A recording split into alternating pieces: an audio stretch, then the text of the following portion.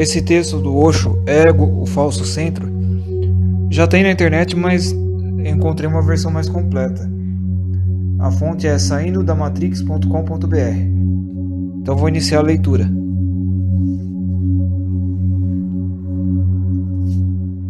Ego, o falso centro. O primeiro ponto a ser compreendido é o ego.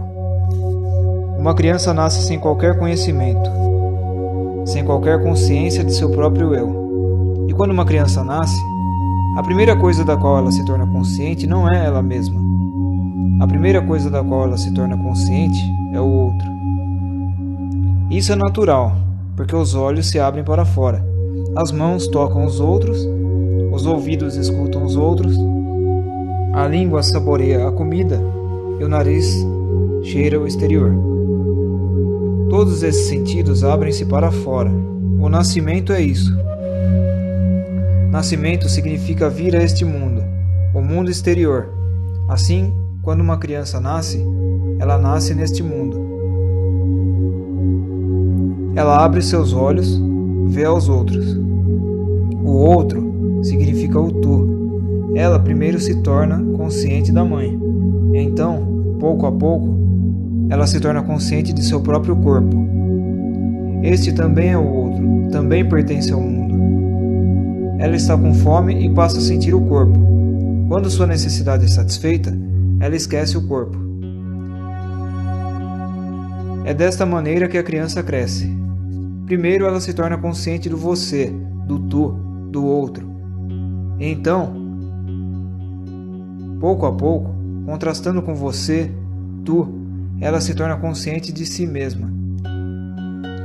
Essa consciência é uma consciência refletida. Ela não está consciente de quem ela é. Ela está simplesmente consciente da mãe e do que essa pensa a seu respeito. Se a mãe sorri, se ela aprecia a criança, se diz, você é bonita. Se ela a abraça e a beija, a criança sente-se bem a respeito de si mesma. Agora um ego está nascendo. Através da apreciação, do amor, do cuidado, ela sente que é boa. Ela sente que tem valor. Ela sente que tem importância. Um centro está nascendo. Mas esse centro é um centro refletido. Ela não é o ser verdadeiro. A criança não sabe quem ela é. Ela simplesmente sabe o que os outros pensam a seu respeito. E esse é o ego, o reflexo, aquilo que os outros pensam. Se ninguém pensa que ela tem alguma utilidade, se ninguém a aprecia, se ninguém lhe sorri, então também o ego nasce. Um ego doente, triste, rejeitado, como uma ferida, sentindo-se inferior, sem valor. Isso também é o ego, isso também é um reflexo. Primeiro a mãe. E mãe, no início, significa o mundo. Depois, os outros se juntarão à mãe, e o mundo irá crescendo. E quanto mais o mundo cresce, mais complexo o ego se torna, porque muitas opiniões dos outros são refletidas. O ego é um fenômeno acumulativo, um subproduto do viver com os outros. Se uma criança vive totalmente sozinha, ela nunca chegará a desenvolver um ego, mas isso não vai ajudar. Ela permanecerá como um animal. Isso não significa que ela virá a conhecer o seu verdadeiro eu. Não. O verdadeiro pode ser conhecido somente através do falso. Portanto, o ego é uma necessidade. Temos que passar por ele. Ela é uma disciplina. O verdadeiro pode ser conhecido somente através da ilusão. Você não pode conhecer a verdade diretamente. Primeiro você tem que conhecer aquilo que não é verdadeiro. Primeiro você tem que encontrar o falso. Através desse encontro, você se torna capaz de conhecer a verdade. Se você conhece o falso como falso, a verdade nascerá em você. O ego é uma necessidade. É uma necessidade social. É um subproduto social. A sociedade significa tudo o que está ao seu redor. Não você, mas tudo aquilo que o rodeia. Tudo, menos você, é a sociedade. E todos refletem. Você irá para a escola e o professor refletirá quem você é. Você fará amizade com outras crianças e elas refletirão quem você é. Pouco a pouco, todos estão adicionando algo ao seu ego e todos estão tentando modificá-lo, de tal forma que você não se torne um problema para a sociedade. Eles não estão interessados em você, eles estão interessados na sociedade. A sociedade está interessada nela mesma, e é assim que deveria ser. Ela não está interessada no fato de que você deveria se tornar um conhecedor de si mesmo. Interessa-lhe que você se torne uma peça eficiente no mecanismo da sociedade. Assim, estão tentando dar-lhe um ego que se ajuste à sociedade. Ensinam-lhe a moralidade. Moralidade significa dar-lhe um ego que se ajustará à sociedade. Se você for imoral, você será sempre um desajustado em um lugar ou outro. É por isso que colocamos os criminosos nas prisões. Não que eles tenham feito alguma coisa errada. Não que ao colocá-los nas prisões iremos melhorá-los. Não. Eles simplesmente não se ajustam. Eles criam problemas. Eles têm certos tipos de egos que a sociedade não aprova. Se a sociedade aprova, tudo está bem. Um homem mata alguém, ele é um assassino. E o mesmo homem, durante a guerra, mata milhares e torna-se um grande herói. A sociedade não está preocupada com o homicídio, mas o homicídio deveria ser praticado para a sociedade. Então tudo está bem. A sociedade não se preocupa com moralidade. Moralidade significa simplesmente que você deve se ajustar à sociedade. Se a sociedade estiver em guerra, a moralidade muda. Se a sociedade estiver em paz, existe uma moralidade diferente. A moralidade é uma política social, é diplomacia. E toda criança deve ser educada de tal forma que ela se ajuste à sociedade. E isso é tudo. Porque a sociedade está interessada em membros eficientes. A sociedade não está interessada no fato de que você deveria chegar ao autoconhecimento. A sociedade cria um ego porque o ego pode ser controlado e manipulado. O eu nunca pode ser controlado e manipulado. Nunca se ouviu dizer que a sociedade estivesse controlando o eu. Não é possível. E a criança necessita de um centro. A criança está absolutamente inconsciente de seu próprio centro. A sociedade lhe dá um centro e a criança, pouco a pouco, fica convencida de que este é o seu centro, o ego dado pela sociedade. Uma criança volta para casa. Se ela foi o primeiro aluno de sua classe, a família inteira fica feliz. Você a abraça e a beija, e você coloca a criança no colo e começa a dançar e diz: "Que linda criança, você é um motivo de orgulho para nós." Você está dando um ego a ela, um ego sutil. E se a criança chega em casa abatida, fracassada, um fiasco, ela não pode passar ou ela tirou o último lugar, então ninguém a aprecia e a criança sente-se rejeitada. Ela tentará com mais afinco na próxima vez, porque o centro se sente abalado. O ego está sempre abalado, sempre à procura de alimento, de alguém que o aprecie. É por isso que você está continuamente pedindo atenção. Ouvi contar, Mullah Nasruddin e sua esposa estavam saindo de uma festa, e Mullah disse: "Querida, alguma vez alguém já lhe disse que você é fascinante, linda, maravilhosa?" Sua esposa sentiu-se muito bem, ficou muito feliz. Ela disse: "Eu me pergunto por que ninguém jamais me disse isso." Nasruddin disse: "Mas então de onde você tirou essa ideia?" Você obtém dos outros a ideia de quem você é. Não é uma experiência direta. É dos outros que você obtém a ideia de quem você é. Eles modelam seu centro. Esse centro é falso, porque você contém o seu centro verdadeiro. Este não é da conta de ninguém. Ninguém o modela. Você vem com ele, você nasce com ele. Assim, você tem dois centros. Um centro com o qual você vem, que lhe é dado pela própria existência. Este é o eu. E o outro centro, que lhe é dado pela sociedade, o ego. Ele é algo falso, e é um grande truque. Através do ego, a sociedade está controlando você. Você tem que se comportar de uma certa maneira, porque somente então a sociedade o aprecia. Você tem que caminhar de uma certa maneira, você tem que rir de uma certa maneira, você tem que seguir determinadas condutas, uma moralidade, um código. Somente então a sociedade o apreciará, e se ela não o fizer, o seu ego ficará abalado. E quando o ego fica abalado, você já não sabe onde está, quem você é. Os outros lhe deram a ideia. Essa ideia é o ego. Tente entendê-lo o mais profundamente possível, porque ele tem que ser jogado fora. E a menos que você o jogue fora, nunca será capaz de alcançar o eu. Por estar viciado no centro, você não pode se mover, e você não pode olhar para o eu. E lembre-se, vai haver um período intermediário, um intervalo, quando o ego estará despedaçado, quando você não saberá quem você é, quando você não saberá para onde está indo, quando todos os limites se dissolverão. Você estará simplesmente confuso, um caos. Devido a esse caos, você tem medo de perder o ego, mas tem que ser assim. Temos que passar através do caos antes de atingir o centro verdadeiro. E se você for ousado, o período será curto. Se você for medroso e novamente cair no ego, e novamente começar a ajeitá-lo, então o período pode ser muito, muito longo. Muitas vidas podem ser desperdiçadas. Ouvi dizer: uma criancinha estava visitando seus avós. Ela tinha apenas 4 anos de idade. De noite, quando a avó a estava fazendo dormir, ela, de repente, começou a chorar e a gritar: "Eu quero ir para casa, estou com medo do escuro." Mas a avó disse: "Eu sei muito bem que em sua casa você também dorme no escuro. Eu nunca vi a luz acesa, então por que você está com medo aqui?"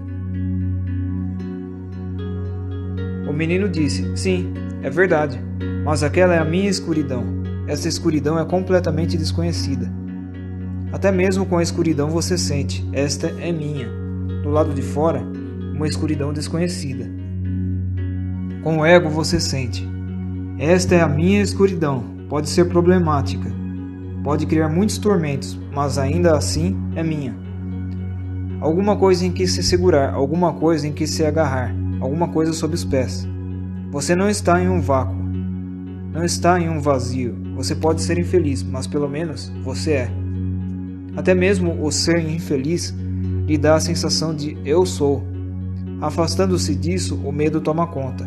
Você começa a sentir medo da escuridão desconhecida e do caos. Porque a sociedade conseguiu clarear uma pequena parte do seu ser. É o mesmo que penetrar em uma floresta. Você faz uma pequena clareira, você limpa um pedaço de terra, você faz um cercado, você faz uma pequena cabana, você faz um pequeno jardim, um gramado, e você sente-se bem. Além de sua cerca, a floresta, a selva. Aqui tudo está bem, você planejou tudo. Foi assim que aconteceu. A sociedade abriu uma pequena clareira em sua consciência. Ela limpou apenas uma pequena parte completamente e cercou-a. Tudo está bem ali.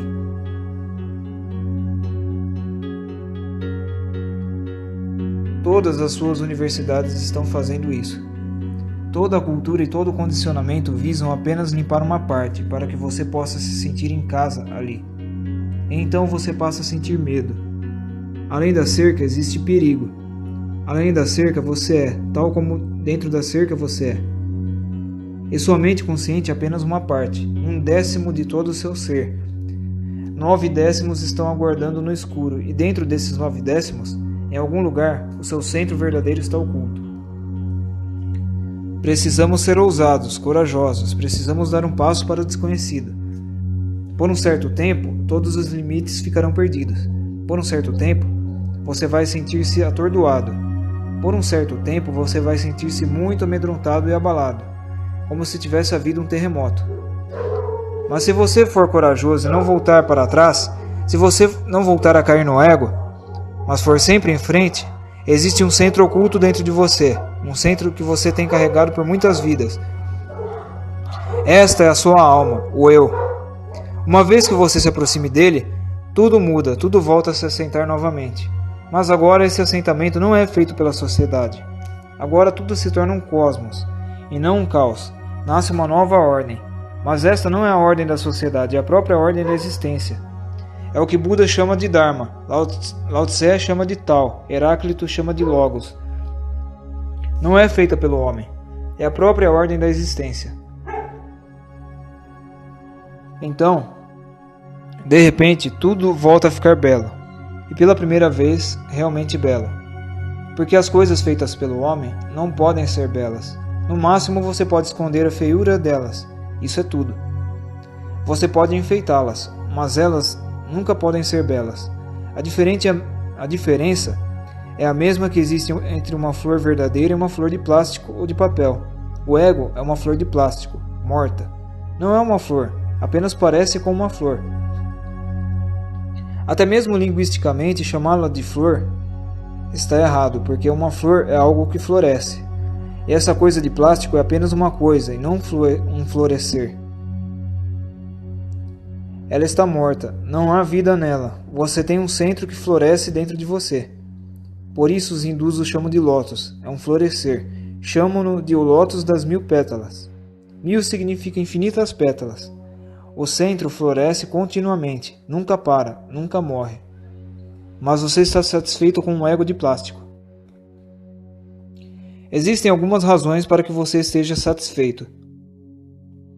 Com uma coisa morta existem muitas vantagens. Uma é que a coisa morta nunca morre, não pode, nunca esteve viva. Assim você pode ter flores de plástico e de certa forma elas são boas. Elas são permanentes, não são eternas, mas são permanentes. A flor verdadeira, a flor que está lá fora no jardim, é eterna, mas não é permanente. E o eterno tem uma maneira própria de ser eterno. A maneira do eterno é nascer muitas e muitas vezes e morrer. Através da morte, o eterno se renova, rejuvenesce.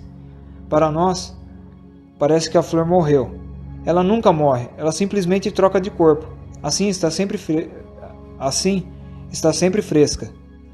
Ela deixa o velho corpo e entra em um corpo novo. Ela floresce em algum outro lugar. Nunca deixa de estar florescendo. Mas não podemos ver a continuidade porque a continuidade é invisível. Vemos somente uma flor, outra flor. Nunca vemos a continuidade. Trata-se da mesma flor que floresceu ontem. Trata-se do mesmo sol, mas em um traje diferente. O ego tem uma certa qualidade, ele está morto, é de plástico. E é muito fácil obtê-lo, porque os outros o dão a você. Você não o precisa procurar, a busca não é necessária para ele. Por isso, a menos que você se torne um buscador à procura do desconhecido, você ainda não terá se tornado um indivíduo. Você é simplesmente uma parte da multidão. Você é apenas uma turba. Quando você não tem um centro autêntico, como você pode ser um indivíduo? O ego não é individual. O ego é um fenômeno social. Ele é a sociedade, não é você. Mas ele lhe dá um papel na sociedade, uma posição na sociedade. E se você ficar satisfeito com ele, você perderá toda a oportunidade de encontrar o eu. E por isso você é tão infeliz. Com uma vida de plástico, como você pode ser feliz? Com uma vida falsa, como você pode ser estático e bem-aventurado? E esse ego cria muitos tormentos, milhões deles. Você não pode ver porque se trata da sua escuridão. Você está em harmonia com ela. Você nunca reparou que todos os tipos de tormentos acontecem através do ego? Ele não pode tornar abençoado. Ele pode somente torná-lo infeliz. O ego é o inferno.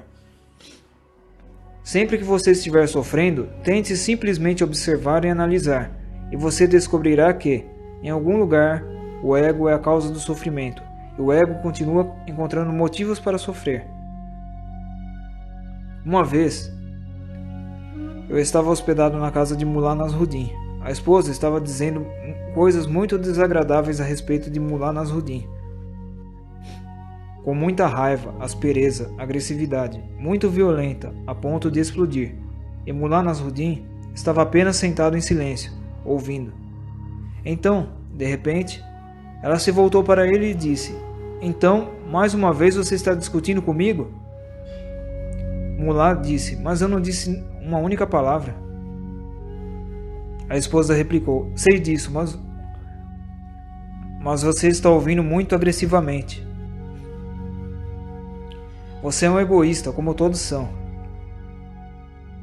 Alguns são muito grosseiros, evidentes, e estes não são tão difíceis.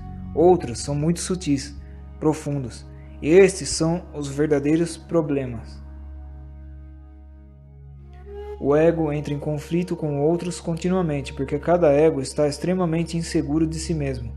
Tem que estar, ele é uma coisa falsa.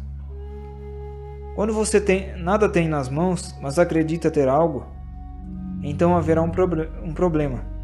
Se alguém disser, não há nada, imediatamente começa a briga, porque você também sente que não há nada. O outro o torna consciente desse fato. O ego é falso, ele não é nada. Você também sabe disso. E você também sabe isso. Como você pode deixar de saber isso? É impossível. Um ser consciente, como pode ele deixar de saber que o ego é simplesmente falso? Então os outros dizem que não existe nada, e sempre que os outros dizem que não existe nada, eles batem numa ferida. Eles dizem uma verdade, e nada fere tanto quanto a verdade. Você tem que se defender, porque se você não se defender, se não se torna defensivo, onde estará você? Você estará perdido. A identidade estará rompida. Assim, você tem que se defender e lutar. Este é o conflito. Um homem que alcança o eu nunca se encontra em conflito algum. Outros podem vir e entrar em choque com ele, mas ele nunca está em conflito com ninguém. Aconteceu de um mestre Zen estar passando por uma rua. Um homem veio correndo e o golpeou duramente. O mestre caiu. Logo se levantou e voltou a caminhar na mesma direção na qual estava indo antes, sem nem ao menos olhar para trás. Um discípulo estava com o mestre. Ele ficou simplesmente chocado. Ele disse: "Quem é esse homem? O que significa isso? Se a gente vive desta maneira, qualquer um pode vir nos matar. E você nem ao menos olhou para aquela pessoa? Quem é ela e por que ela fez isso?" O mestre disse: "Isso é problema dela, não meu. Você pode entrar em choque com um iluminado, mas esse é seu problema, não dele. E se você fica ferido nesse choque, isso também é problema seu. Ele não o pode ferir. É como bater contra uma parede, você ficará machucado. Mas a parede não machucou. O ego sempre está procurando por algum problema. Por quê? Porque se ninguém lhe dá atenção, o ego sente fome. Ele vive de atenção. Assim, mesmo se alguém estiver brigando e com raiva de você, mesmo isso é bom, pois pelo menos você está recebendo atenção. Se alguém o ama, isso está bem. Se alguém não o está amando, então até mesmo a raiva servirá. Pelo menos a atenção chega até você. Mas se ninguém estiver lhe dando qualquer atenção, se ninguém pensa que você é alguém importante, digno de nota, então como você vai alimentar o seu ego? A atenção dos outros é necessária. Você atrai a atenção dos outros de milhões de maneiras. Veste-se de um certo jeito, tenta parecer bonito, comporta-se bem, torna-se muito educado, transforma-se. Quando você sente o tipo de situação que está ocorrendo, você imediatamente se transforma para que as pessoas lhe deem atenção. Esta é uma forma profunda de mendicância. Um verdadeiro mendigo é aquele que pede e exige atenção. Um verdadeiro imperador é aquele que vive em sua interioridade. Ele tem um centro próprio, não depende de mais ninguém. Buda sentado sob sua árvore Bodhi. Se o mundo inteiro de repente vier a desaparecer, isso fará alguma diferença para Buda? Nenhuma. Não fará diferença alguma, absolutamente. Se o mundo inteiro desaparecer, não fará diferença alguma porque ele atingiu o centro. Mas você, se sua esposa foge, se ela pede divórcio, se ela o deixa por outro, você fica totalmente em pedaços, porque ela lhe dava atenção, carinho, amor, estava sempre à sua volta, ajudando a sentir-se alguém. Todo o seu império está perdido. Você está simplesmente despedaçado. Você começa a pensar em suicídio. Por quê? Porque se a esposa o deixa, você deveria cometer suicídio. Porque se o marido a deixa, você deveria cometer suicídio. Porque você não tem um centro próprio. A esposa estava lhe dando o centro, o marido estava lhe dando o centro. É assim que as pessoas existem. É assim que as pessoas se tornam dependentes umas das outras. É uma profunda escravidão. O ego tem que ser um escravo. Ele depende dos outros. E somente uma pessoa que não tenha ego é, pela primeira vez, um mestre. Ela deixa de ser uma escrava. Tente entender isso e comece a procurar o ego, não nos outros. Isso não é da sua conta, mas em você. Toda vez que se sentir infeliz, imediatamente feche os olhos e tente descobrir de onde a infelicidade está vindo. E você sempre descobrirá que é o falso centro que entrou em choque com alguém. Você esperava algo e isso não aconteceu. Você esperava algo e justamente o contrário aconteceu. Seu ego fica estremecido, você fica infeliz. Simplesmente olhe. Sempre que estiver infeliz, tente descobrir a razão. As causas não estão fora de você. A causa básica está dentro de você, mas você sempre olha para fora, você sempre pergunta: quem está me tornando infeliz? Quem está causando minha raiva? Quem está causando minha angústia? E se olhar para fora, você não perceberá. Simplesmente feche os olhos e olhe para dentro. A origem de toda a infelicidade, a raiva, a angústia, está oculta dentro de você. É o seu ego. E se você encontrar a origem, será fácil ir além dela. Se você puder ver que é o seu próprio ego que lhe causa problemas, você vai preferir abandoná-lo, porque ninguém é capaz de carregar a origem da infelicidade, uma vez que a tenha entendido. E lembre-se, não há necessidade de abandonar o ego. Você não o pode abandonar. Se você o tentar abandonar, estará apenas conseguindo um outro ego mais sutil que diz: tornei-me humilde. Não tente ser humilde. Isso é o ego novamente, às escondidas, mas não morto. Não tente ser humilde. Ninguém pode tentar ser humilde. E ninguém pode criar a humildade através do próprio esforço. Não. Quando o ego já não existe, uma humildade vem até você. Ela não é uma criação, é uma sombra do seu verdadeiro centro. E um homem realmente humilde não é nem humilde nem egoísta, ele é simplesmente simples. Ele nem ao menos se dá conta de que é humilde. Se você se dá conta de que é humilde, o ego continua existindo. Olhe para as pessoas humildes. Existem milhões que acreditam ser muito humildes. Eles se curvam com facilidade, mas observe-as. Elas são os egoístas mais sutis.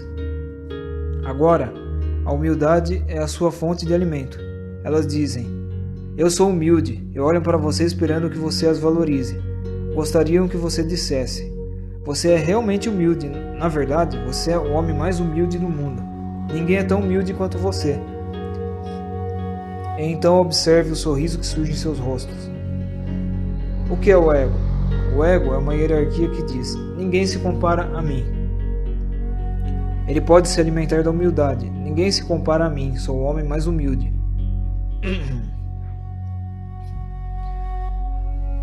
Aconteceu certa vez. Um faquir, um mendigo, estava orando em uma mesquita, de madrugada, enquanto ainda estava escuro. Era um dia religioso qualquer para os muçulmanos, e ele estava orando e dizendo: eu não sou ninguém, eu sou o mais pobre dos pobres, o maior pecador entre os pecadores. De repente, havia mais uma pessoa orando. Era o imperador daquele país, e ele não havia percebido que havia mais alguém ali orando. Estava escuro, e o imperador também estava dizendo: eu não sou ninguém, eu não sou nada, eu sou apenas um vazio, um mendigo à sua porta. Quando ouviu que mais alguém estava dizendo a mesma coisa, o imperador disse: pare! Quem está tentando me superar? Quem é você? Como ousa dizer diante do imperador que você não é ninguém, quando ele está dizendo que não é ninguém? É assim que o ego funciona. Ele é tão sutil, suas maneiras são tão sutis e astutas. Você deve estar muito, muito alerta. Somente então você o perceberá. Não tente ser humilde. Apenas tente ver que todo o tormento, toda a angústia vem através dele. Apenas observe. Não há necessidade de o abandonar. Você não o pode abandonar. Quem o abandonará? Então, o abandonador se tornará o ego. Ele sempre volta.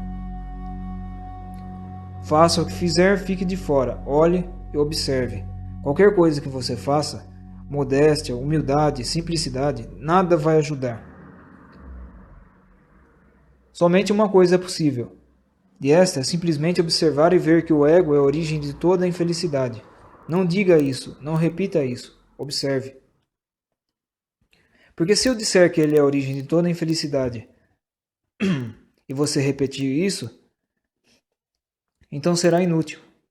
Você tem que chegar a esse entendimento. Sempre que você estiver infeliz, apenas feche os olhos e não tente encontrar alguma causa externa. Tente perceber de onde está vindo essa miséria. Ela está vindo do seu próprio ego. Se você continuamente percebe e compreende, e a compreensão de que o ego é a causa chega a se tornar profundamente enraizada, um dia você repentinamente verá que ele desapareceu. Ninguém o abandona, ninguém o pode abandonar. Você simplesmente vê, ele simplesmente desapareceu, porque a própria compreensão de que o ego é a causa de toda a infelicidade se torna o abandonar. A própria compreensão significa o desaparecimento do ego. E você é tão brilhante em perceber o ego nos outros, qualquer um pode ver o ego do outro. Mas quando se trata do seu, surge o problema.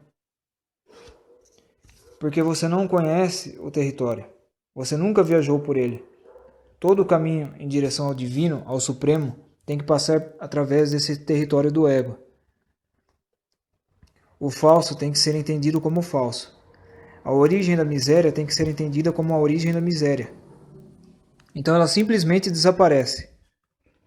Quando você sabe que ele é o veneno, ele desaparece. Quando você sabe que ele é o fogo, ele desaparece. Quando você sabe que este é o inferno, ele desaparece. E então você nunca diz, eu abandonei o ego. Então você simplesmente ri de toda essa história, dessa piada, pois você era o criador de toda a infelicidade. Eu estava olhando alguns desenhos de Charlie Brown. Em uma cena, ele está brincando com blocos, construindo uma casa com blocos de brinquedo. Ele está sentado no meio dos blocos, levantando as paredes. Chega um momento em que ele está cercado. Ele levantou paredes em toda a volta. E ele começa a gritar: socorro, socorro! Ele fez a coisa toda. Agora ele está cercado. Preso. Isso é infantil, mas é justamente o que você fez. Você fez uma casa e toda a sua volta. Em toda a sua volta. E agora você está gritando: socorro, socorro! E o tormento se torna 1 milhão de vezes maior, porque é os que socorrem, estando eles próprios no mesmo barco. Aconteceu de uma mulher muito atraente ir ao psiquiatra pela primeira vez. O psiquiatra disse: aproxime-se, por favor. Quando ela chegou mais perto, ele simplesmente deu um salto, abraçou e beijou a mulher. Ela ficou chocada. Então ele disse: agora sente-se. Isso resolve o meu problema. Agora, qual é o seu? O problema se multiplica, porque há pessoas que querem ajudar, estando no mesmo barco. E elas gostariam de ajudar, porque quando você ajuda alguém, o ego se sente muito bem, porque você é um grande salvador, um grande guru, um mestre. Você está ajudando tantas pessoas. Quanto maior a multidão de seus seguidores, melhor você se sente. Mas você está no mesmo barco, você não pode ajudar. Pelo contrário, você prejudicará. Pessoas que ainda têm os seus próprios problemas não podem ser de muita ajuda. Somente alguém que não tenha problemas próprios o pode ajudar. Somente então existe a clareza para ver através de você. Uma mente que não tem problemas próprios pode vê-lo. Você se torna transparente. Uma mente que não tem problemas próprios pode ver através de si mesma. Por isso, ela torna-se capaz de ver através dos outros. No Ocidente, existem muitas escolas de psicanálise. Muitas escolas. E nenhuma ajuda está chegando às pessoas. Mas, em vez disso, causam danos. Porque as pessoas que estão ajudando as outras, ou tentando ajudar, ou pretendendo ser de ajuda, encontram-se no mesmo barco. É difícil ver o próprio ego. É muito fácil ver o ego dos outros. Mas esse não é o ponto. Você não os pode ajudar. Tente ver o seu próprio ego, simplesmente observe.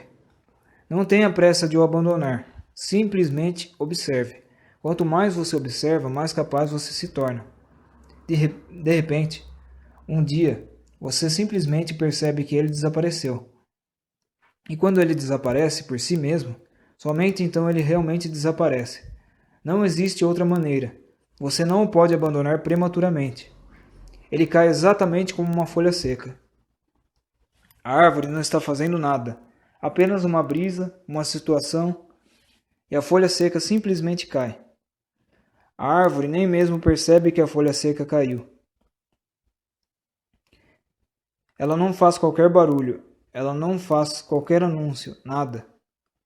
A folha seca simplesmente cai e se despedaça no chão. Apenas isso. Quando você tiver amadurecido através da compreensão, da consciência, e tiver sentido com totalidade que o ego é a causa de toda a sua infelicidade, um dia você simplesmente vê a folha seca caindo.